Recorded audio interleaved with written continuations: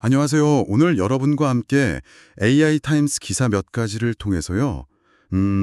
인공지능 코딩 방식이 요즘 어떻게 확 바뀌고 있는지, 또 챗 GPT 사용 현황은 어떤 새로운 모습인지 좀 살펴보겠습니다. 네, 안녕하세요. AI 코딩이 어떻게 진화하는지, 그리고 챗 GPT가 실제 우리 생활이나 업무에 어떻게 쓰이고 있는지 그 핵심 변화들을 좀 짚어보려고 해요. 자, 바로 시작해 볼까요? 네, 좋습니다. 먼저 코딩 얘기부터 해볼까요? 얼마 전까지만 해도 AI한테 코드 만들어 달라고 하는 거, 바이브 코딩 이런 게 전부인 줄 알았는데 이제는 여러 AI 에이전트가 막 협력해서 전체 시스템을 만든다고요? 에이전트 군집 코딩이라던데 네, 맞아요. 그 용어가 요즘 많이 쓰이죠. 그 한 CEO가 비행기 안에서요. 복잡한 앱 프레임워크를 완성했다는 얘기는 와, 정말 놀랍던데요. 이게 어떻게 가능해진 걸까요? 네, 그게 사실 지금 변화를 아주 잘 보여주는 사례인데요. 배경에는 크게 한 세 가지 정도 요인이 있는 것 같아요. 첫째는 역시 그 GPT-5나 클로드사, 그록사 같은 최신 AI 모델들 성능이 엄청나게 좋아졌다는 거죠. 아, 모델 성능 향상? 네. 예를 들어 GPT-5는 코딩 능력 평가 SWE 벤치마크라고 하는데요. 거기서 74.9% 점수를 받았어요. 이게 이전 모델이 58.4%였던 거랑 비교하면 비약적인 발전이죠. 이야, 점수 차이가 상당하네요. 74.9%라. 그렇죠. 그리고 둘째는 여러 AI 에이전트들을 효과적으로 연결하고 작업을 나누고 관리하는 기술, 이걸 오케스트레이션이라고 부르는데요. 이 기술 발전이 아주 중요해요. 오케스트레이션. 마치 오케스트라 주의하듯이요? 네, 딱 그런 개념입니다. MITR이라는 연구기관 발표를 보면 AI가 혼자서 처리할 수 있는 작업의 복잡성이 7달마다 2배씩 증가한대요. 7달마다 2배요? 와, 정말 숨가쁜 속도네요. 그럼 단순히 코드 조각 만드는 걸 넘어서 에이전트들이 협력해서 더 큰 그림을 그릴 수 있게 됐다. 이런 거군요. 맞습니다. 그리고 세 번째 요인도 중요한데요. 바로 AI를 쓰는 개발자들의 역량 향상이에요. 아, 사람의 역할도 중요하군요. 그럼요. 그냥 코드 짜줘 이게 아니라 가령 15년 경력의 보안 전문가 입장에서 이 코드를 검토해줘. 이런 식으로 구체적인 역할, 페르소나를 부여하는 거죠. 그럼 AI가 훨씬 더 전문적인 결과물을 내놓거든요. 이런 흐름에 발맞춰서 오픈 AI도 코딩 전용 모델을 내놨어요. GPT-5 코덱스라고요. GPT-5 코덱스. 이건 일반 모델이랑 뭐가 다른가요? 적응형 사고라는 게 특징이라던데요. 네, 그게 좀 재미있는 기능인데요. 복잡한 코딩 문제에 딱 부딪혔을 때 얘가 스스로 최대 7시간까지 여러 단계를 거치면서 깊게 생각하고 해결책을 찾아간다는 거예요. 7시간이요? 스스로 생각하면서? 네, 그러면서도 또 단순 작업에서는 기존 모델보다 토큰 사용량을 93.7%나 줄였대요. 효율성도 잡은 거죠. 특히 코드 리뷰하거나 버그 찾는 데 강점이 있다고 하고요. 효율은 엄청 높이고 어려운 문제는 오래 고민하고 똑똑하네요. 근데 이런 에이전트 시스템도 아직 완벽하진 않겠죠. 기사 보니까 성능이 좀 불안정할 때도 있고 AI가 만든 코드를 결국 사람이 검증해야 하는데 시간이 꽤 걸린다고요. 네, 그게 아직 큰 숙제죠. AI가 아무리 코드를 잘 만들어도 결국 사람이 확인하고 또 수정하고 해야 하는데 이 검증 시간이 너무 길어지면 사실 AI 쓰는 의미가 좀 퇴색될 수도 있잖아요. 속도 때문에 쓰는 건데. 그렇죠. 검증 비용이 많이 드는군요. 맞습니다. 그럼에도 불구하고 이런 기술들이 소프트웨어 개발 방식 자체를 근본적으로 바꾸고 있다는 건 정말 주목해야 할 변화예요. 네, 확실히 개발 패러다임이 바뀌는 느낌이네요. 자, 그럼 이번에는 챗GPT 사용 현황으로 넘어가 볼까요?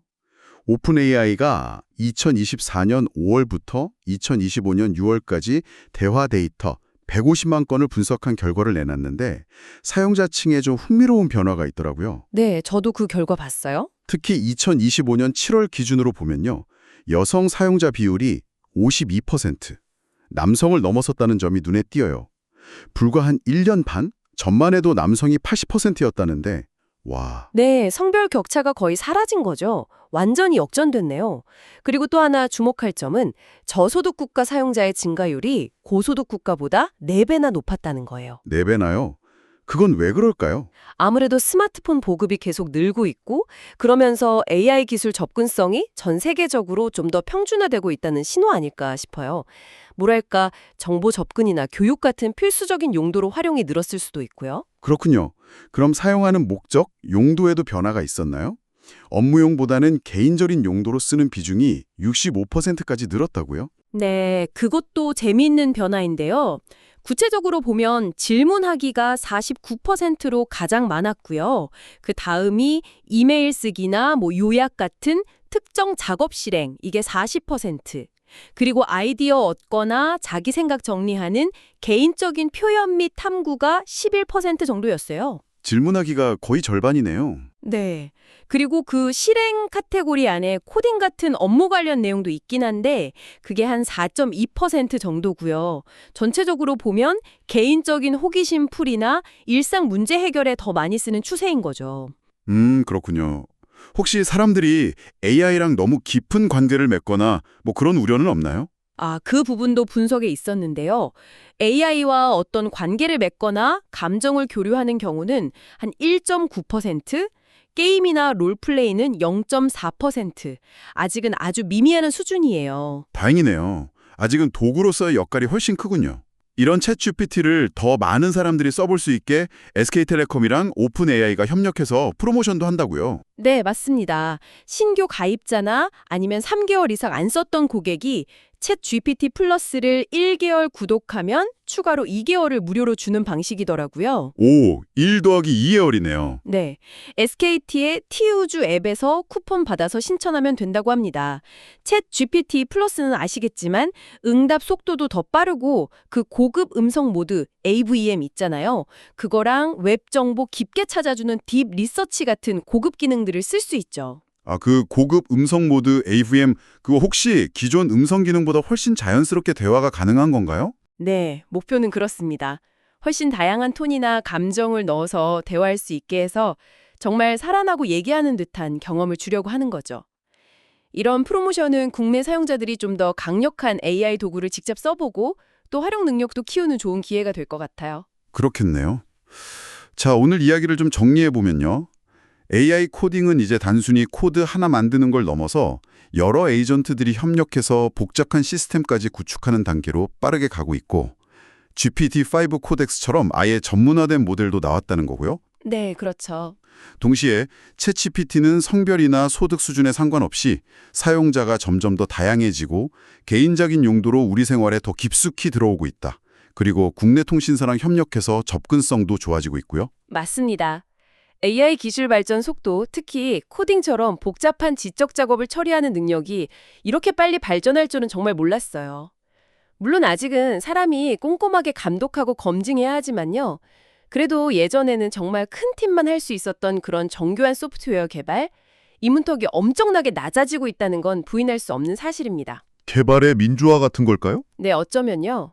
이제 정말 뛰어난 아이디어를 가진 개인이나 작은 팀이 AI 에이전트 군단의 도움을 받아서 세상을 바꿀 만한 소프트웨어를 만들어낼 수도 있는 그런 시대가 오고 있는지도 모르겠습니다. 이런 변화가 앞으로 또 어떤 새로운 혁신을 가져오고 산업 지형을 어떻게 바꿀지 계속 지켜봐야겠죠?